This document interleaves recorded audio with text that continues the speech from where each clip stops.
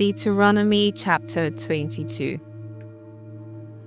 If you see your fellow Israelite's ox or sheep straying, do not ignore it, but be sure to take it back to its owner. If they do not live near you, or if you do not know who owns it, take it home with you and keep it until they come looking for it. Then give it back. Do the same if you find their donkey or cloak, or anything else they have lost. Do not ignore it. If you see your fellow Israelite's donkey or ox fallen on the road, do not ignore it. Help the owner get it to its feet.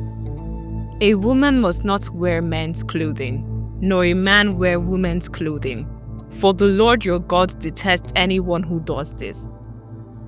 If you come across a bird's nest beside the road, either in a tree or on the ground, and the mother is sitting on the young or on the eggs, do not take the mother with the young.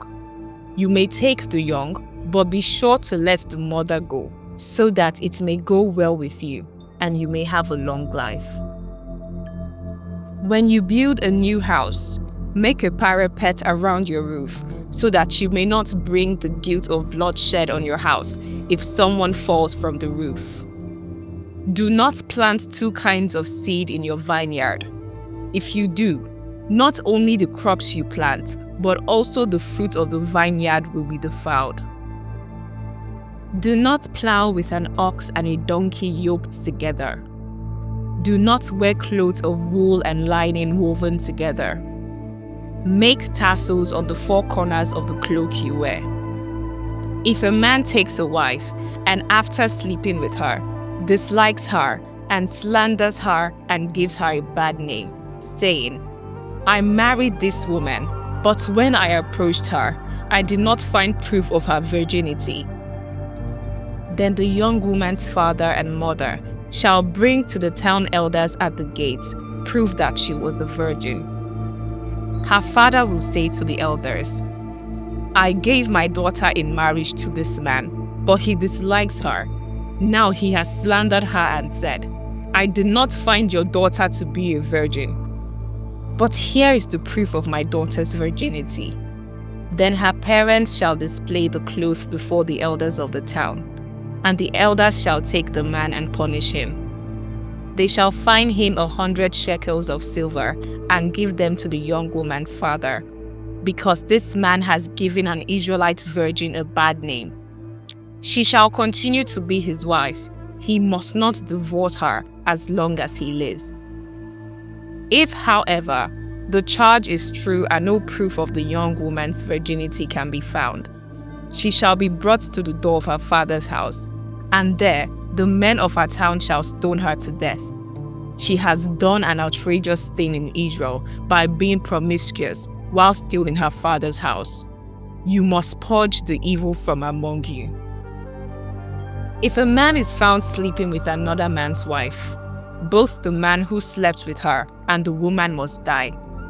You must purge the evil from Israel. If a man happens to meet in a town a virgin pledged to be married and he sleeps with her, you shall take both of them to the gate of that town and stone them to death. The young woman, because she was in a town and did not scream for help, and the man, because he violated another man's wife. You must purge the evil from among you. But if out in the country, a man happens to meet a young woman, pledged to be married, and rapes her, only the man who has done this shall die. Do nothing to the woman. She has committed no sin deserving death. This case is like that of someone who attacks and murders a neighbor. For the man found the young woman out in the country, and though the betrothed woman screamed, there was no one to rescue her. If a man happens to meet a virgin who is not pledged to be married and rapes her and they are discovered, he shall pay her father 50 shekels of silver.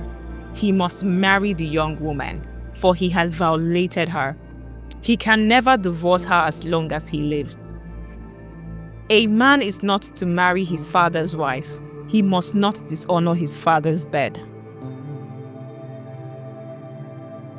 Deuteronomy chapter 23.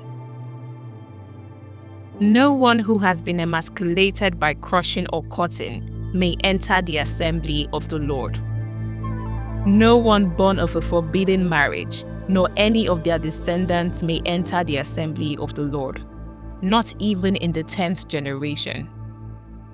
No Ammonite or Moabite, or any of their descendants may enter the assembly of the Lord, not even in the 10th generation. For they did not come to meet you with bread and water on your way when you came out of Egypt. And they hired Balaam, son of Beor, from Pethor in Aram Naharaim, to pronounce a curse on you. However, the Lord your God will not listen to Balaam, but turns the curse into a blessing for you, because the Lord your God loves you. Do not seek a treaty of friendship with them as long as you live. Do not despise an Edomite, for the Edomites are related to you. Do not despise an Egyptian, because you resided as foreigners in their country. The 3rd generation of children born to them may enter the assembly of the Lord. When you are encamped against your enemies, keep away from everything impure. If one of your men is unclean because of a nocturnal emission, he is to go outside the camp and stay there. But as evening approaches, he is to wash himself, and at sunset, he may return to the camp. Designate a place outside the camp where you can go to relieve yourself. As part of your equipment, have something to dig with. And when you relieve yourself, dig a hole and cover up your excrement. For the Lord your God moves about in your camp to protect you and to deliver your enemies to you. Your camp must be holy, so that he will not see among you anything indecent and turn away from you. If a slave has taken refuge with you, do not hand them over to their master. Let them live among you wherever they like and in whatever town they choose. Do not oppress them. No Israelite man or woman is to become a shrine prostitute. You must not bring the earnings of a female prostitute or of a male prostitute into the house of the Lord your God to pay any vow, because the Lord your God detests them both. Do not charge a fellow Israelite interest, whether on money or food, or anything else that may earn interest.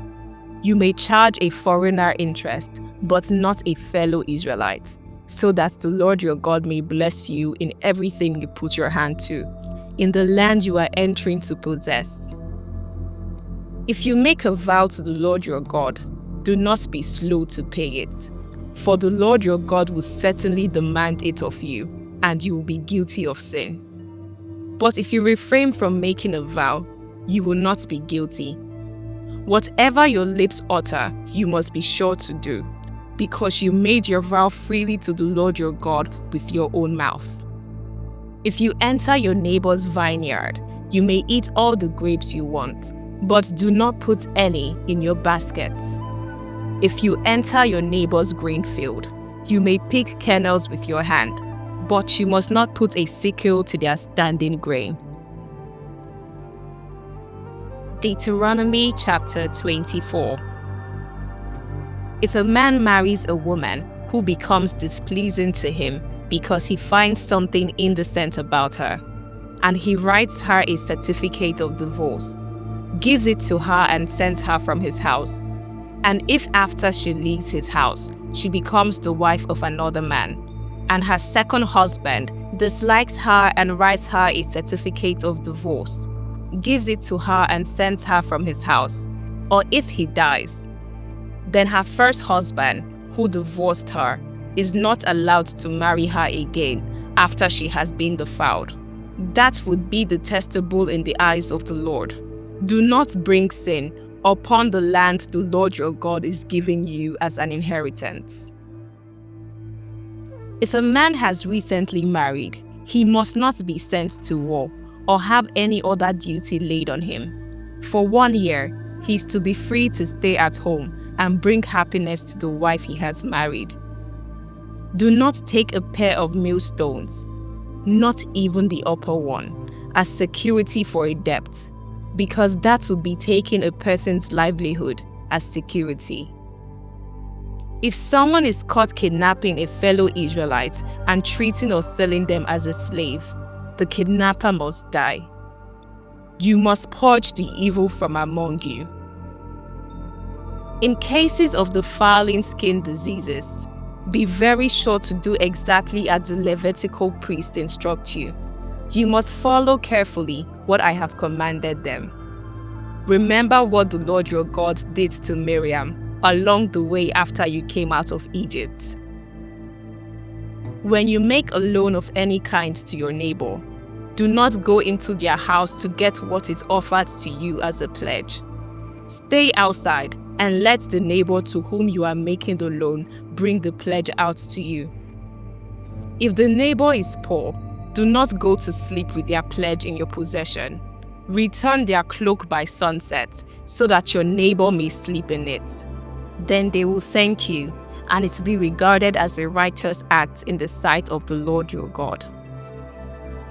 Do not take advantage of a hired worker who is poor and needy, whether that worker is a fellow Israelite or a foreigner residing in one of your towns.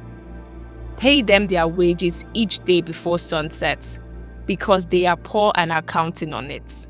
Otherwise, they may cry to the Lord against you, and you will be guilty of sin.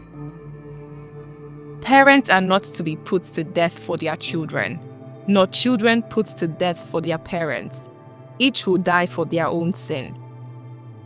Do not deprive the foreigner or the fatherless of justice, or take the cloak of the widow as a pledge. Remember that you were slaves in Egypt, and the Lord your God redeemed you from there. That is why I command you to do this. When you are harvesting in your field, and you overlook a sheaf, do not go back to get it. Leave it for the foreigner, the fatherless, and the widow, so that the Lord your God may bless you in all the works of your hands. When you beat the olives from your trees, do not go over the branches a second time. Leave what remains for the foreigner, the fatherless, and the widow.